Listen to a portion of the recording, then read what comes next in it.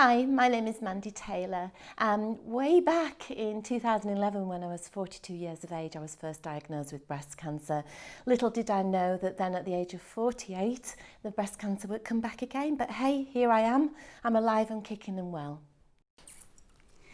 Mandy, thank you very much for coming in today to speak with us. It's a pleasure. So I wanted to learn all about your story. I know that you had breast cancer twice, and I want you to tell me all about how it all was. Okay, yeah, if you want the warts and all story. I want it all. You're more than welcome. But firstly, I want to say this dress looks fabulous. Thank you. Wow, I said wear pink. I've certainly blown that one out of the park, haven't I? With pink being my signature colour, which is quite bizarre really, because it is also the signature colour for breast cancer in so many different ways, and the beautiful scarf that you're wearing today, I have to say. Thank you.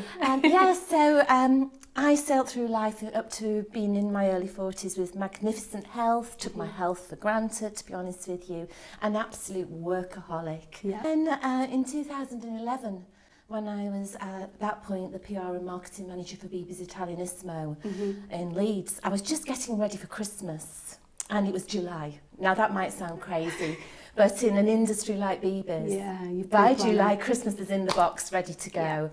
And at that point in time, I always liked to dress glamorously and adjusted it, similar to what I'm wearing now, and felt a lump. Right.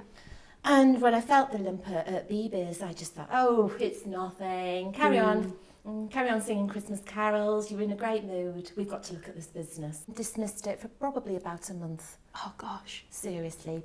By that point, I got Christmas in the box. Right. I was happy. I thought BB's was going to be fine, so I made a 5-minute appointment with the doc. And you wasn't feeling ill or no, you nothing. Felt fine, you just had the lump? Absolutely. I was in the breast of health, as I used to call it. Doctor checked me, and within 48 hours I was at Huddersfield Royal Infirmary in the breast clinic. Wow. The scan, was told that I needed an immediate biopsy of the lump, and my reply was, oh no, not now. I've got too much. I've got a charity dinner to go to. So even at that stage, did you not think it was anything to necessarily worry about? No. You just was total mastectomy. Right. That's our first reaction. We need to get rid of this really quickly. Right. Or we can speak to a consultant and surgeon, a leading surgeon, who considers that at your age and who you are, maybe that wouldn't be appropriate for you. We might offer you a second option. And at that moment, what was your thought?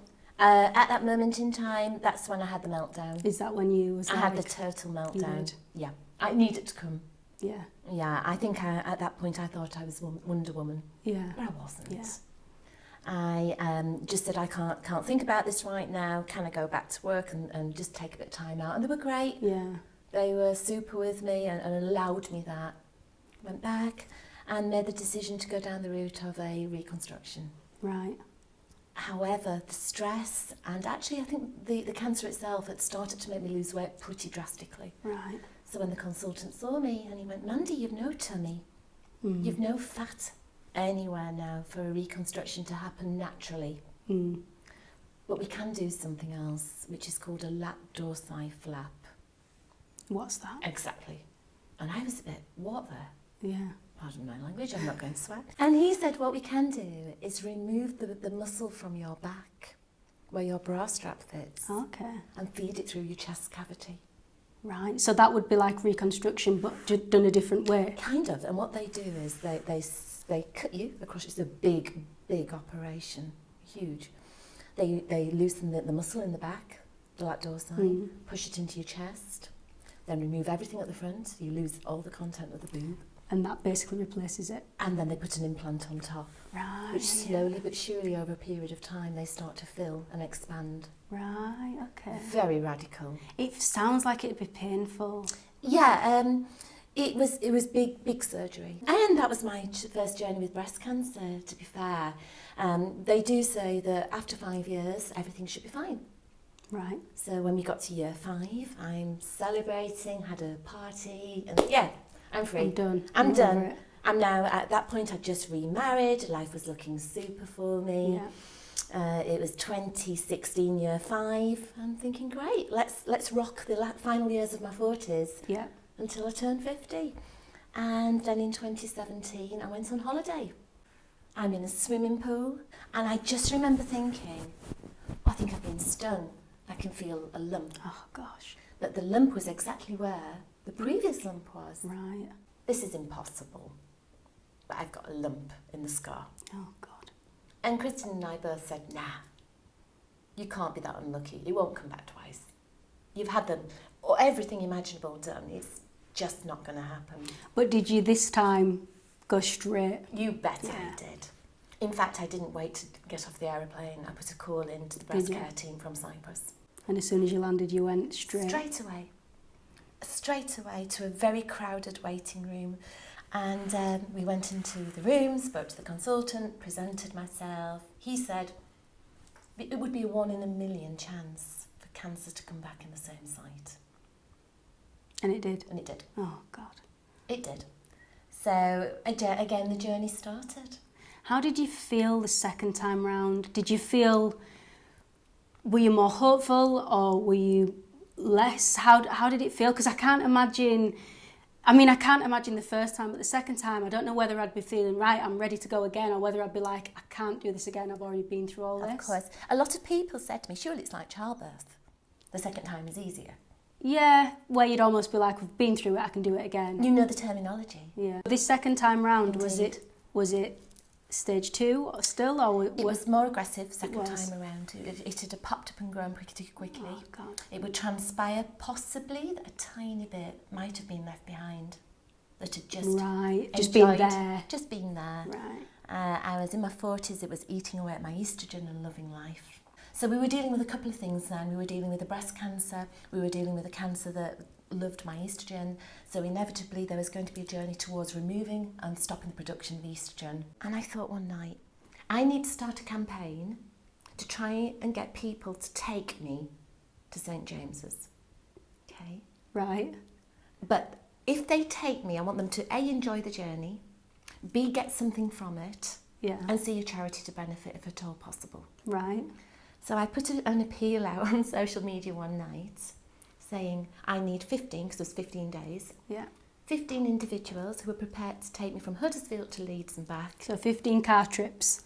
But it didn't have to be a car. Oh, okay. Okay. 15 forms of transport. So what were the forms of transport that you had? So we had a fire engine, a vintage fire engine from 1952. We had a Harley Davidson motorbike.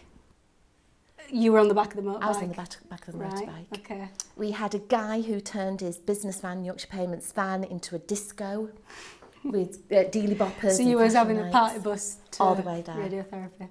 Lots of friends, lots of strangers who I've never met. I mean, that was crazy. I was just jumping into the car with anybody. So how did the charity element of that work? So, well, there was 2 elements. Number 1, can't talk cancer on the way there. Yeah.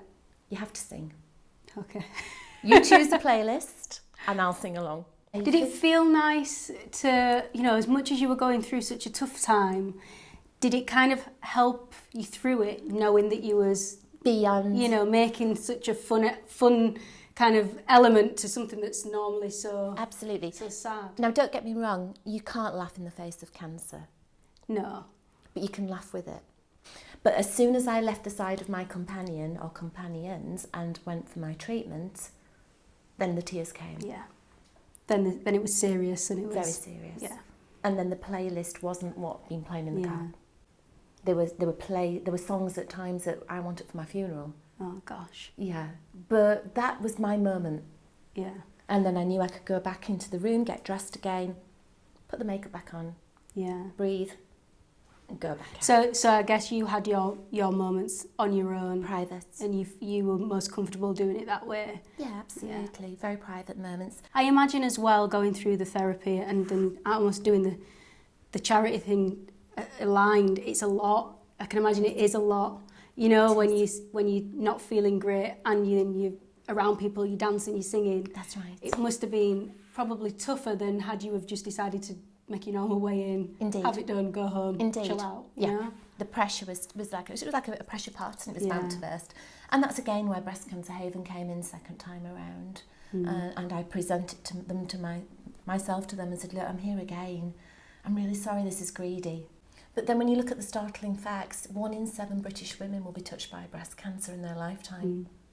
That's how startling it is. It's crazy, Isn't it's it? crazy, and that's the reason why, you know, with cancer, but with breast cancer, you know, with feeling yourself, checking yourself. Even for me as a younger woman, I am not good enough at it, and I know I need to get better. And I know for a fact that there's other women out there who are younger, who are probably sat thinking, this isn't going to affect me. Indeed. I'm all right. I'm young. If you just make it part of a routine, Yes, and that's what we're trying to kind of get the word out and say, just make it part of a Yes. routine. I'm just really glad that you came in and that Me you shared your story, and you've told us it from start to finish. You know, I've said it, but I do think you are an inspiration, whether you think it or not.